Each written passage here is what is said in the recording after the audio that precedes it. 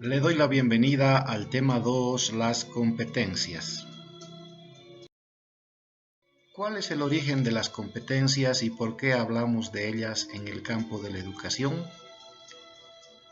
Las competencias no surgen en el contexto educativo, sino que más bien surgen en el contexto de la empresa, en el contexto de la crisis del modelo de organización industrial, crisis provocada por los cambios globales en las lógicas del mercado liberal y por el surgimiento de nuevos códigos sociales de lo que hoy en día llamamos la sociedad del conocimiento. Para responder a las nuevas demandas del mercado, las empresas se vieron obligadas a hacer procesos de reingeniería organizacional en vistas a competir en entornos altamente cambiantes, esto es, en entornos de incertidumbre y en entornos altamente demandantes, esto es, en entornos de alta competitividad, y para ello se vieron urgidas de un nuevo tipo de recurso humano que posea esas capacidades. En esa lógica, el mundo productivo, el mundo de la empresa, el mundo de la productividad, comenzó a demandar a los centros educativos la adecuación de sus modelos pedagógicos a esta nueva urgencia, surgiendo así lo que hoy en día llamamos la formación basada en competencias. Este tipo de formación surgió en las empresas, pero poco a poco se fue instalando en las universidades, institutos técnicos y después en los colegios, en la educación primaria y secundaria. ¿Qué son pues las competencias? No es fácil definirlas y existen muchas escuelas, muchos enfoques, muchos puntos de vista. Hoy en día existen al menos 4 enfoques o 4 escuelas que definen las competencias de cierta manera. Una de ellas es la escuela funcionalista, que nos dice que las competencias son funciones laborales. Otra es la escuela conductual organizacional, que nos dirá que son comportamientos idóneos. Otra es la escuela constructivista, para la cual las competencias son desempeños para afrontar dificultades. Y una escuela que está hoy en día muy en boga es la escuela del pensamiento complejo o de la complejidad, que nos dice que las competencias son actuaciones integrales ante problemas. Independientemente de estas escuelas, hay una especie de consenso universal para afirmar que las competencias son una combinación que una persona posee, una combinación dinámica de atributos que una persona posee o debe poseer, las cuales integran por un lado conocimientos, por otro lado habilidades y por otro lado actitudes. Muchos le llaman el saber saber a los conocimientos, que vienen a ser los conceptos, las ideas, las teorías. Otros llaman saber hacer a las habilidades, que son los procedimientos, las destrezas, las formas de actuar. Y otros llaman el saber ser a las actitudes, que son básicamente los valores que refieren a la interacción humana. Entonces, en este caso, en el caso de nuestro curso, vamos a consensuar que en general es una competencia, es la integración de conocimientos, habilidades y actitudes que una persona debe poseer. Según la formación basada en competencias, las competencias deben ser los resultados de los aprendizajes de un programa educativo y que los estudiantes son capaces de demostrar al final del mismo. Hablemos ahora de la estructura de una competencia. Las competencias en general se pueden estructurar de muchas formas. Vamos a usar un ejemplo para ver una estructura estándar. Tenemos en pantalla una competencia que, por ejemplo, puede ser la que debe lograr un estudiante de ingeniería.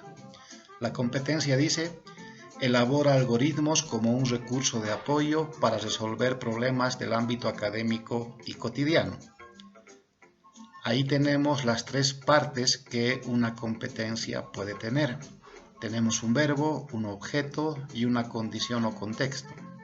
En este ejemplo, el verbo es elabora, el objeto es algoritmos y la condición o contexto es como un recurso de apoyo para resolver problemas del ámbito académico y cotidiano. Tenemos entonces una competencia y las 3 partes que la componen. La formación basada en competencias es una propuesta educativa que pretende que cualquier modelo pedagógico se oriente hacia la acción. Lo que le importa a la formación basada en competencias es qué sabe hacer la persona, qué sabe hacer bien la persona. Y eso es justamente lo que le interesa a la empresa, al mercado laboral, al mundo productivo. ¿Qué sabe hacer bien la persona? Es por eso que toda competencia siempre comienza con un verbo. Y ese verbo nos muestra lo que la persona sabe hacer bien.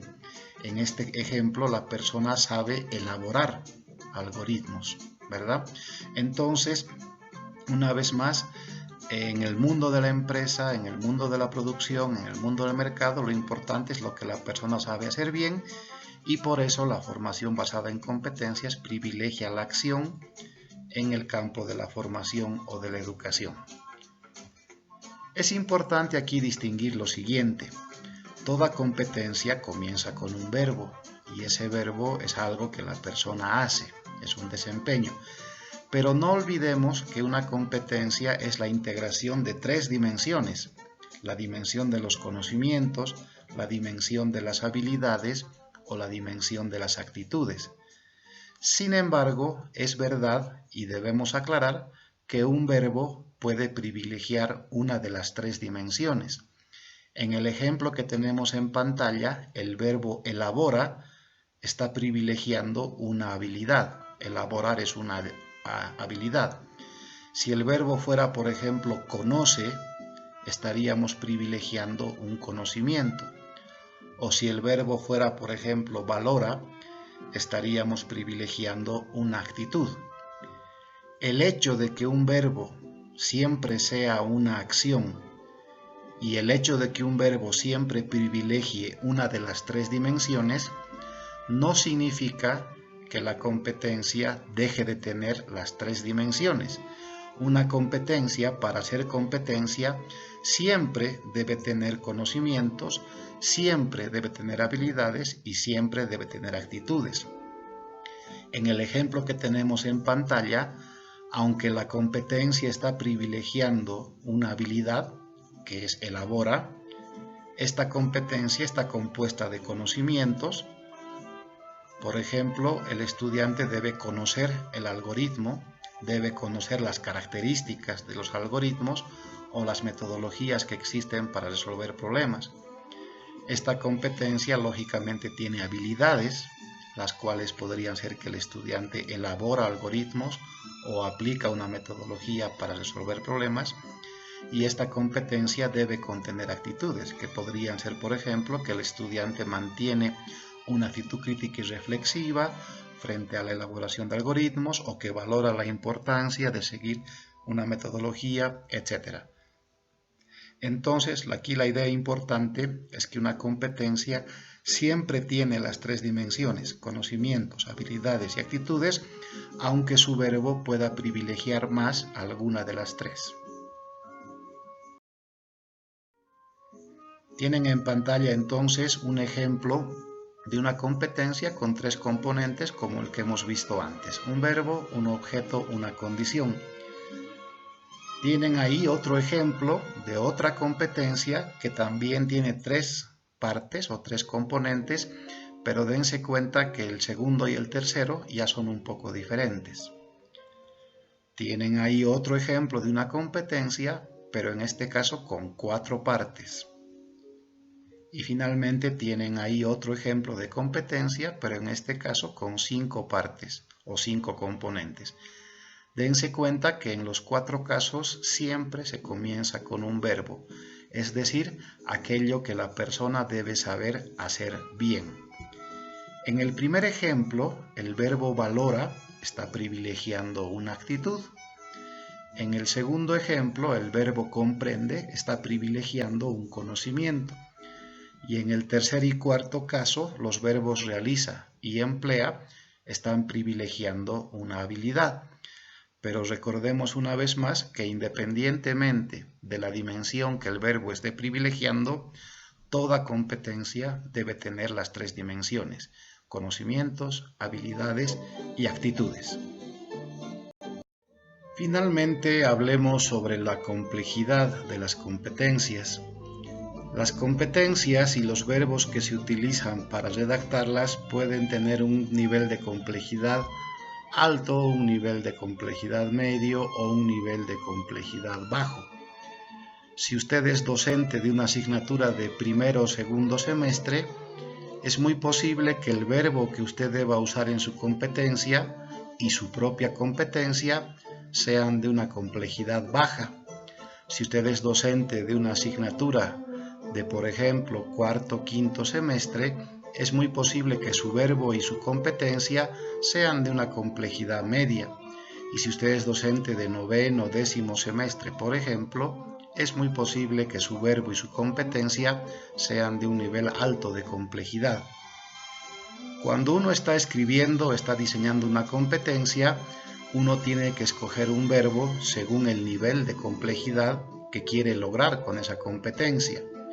A ese efecto es muy común y es muy útil utilizar lo que se llaman las taxonomías. Las taxonomías nos presentan una serie de verbos que uno puede usar según los niveles de complejidad baja, media o alta.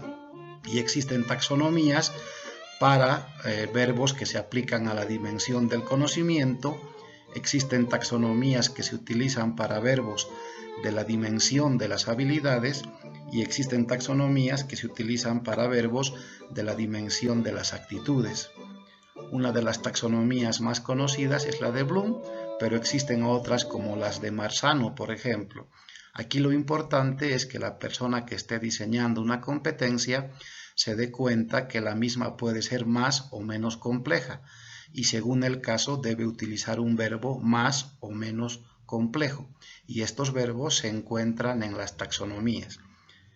Habrán verbos que son de resultado, que se utilizan para competencias de alta complejidad de los últimos semestres y habrán verbos que son más bien de proceso, que se utilizan para competencias de complejidad baja o mediana que serán usados seguramente en asignaturas o en materias de primeros semestres o de semestres intermedios.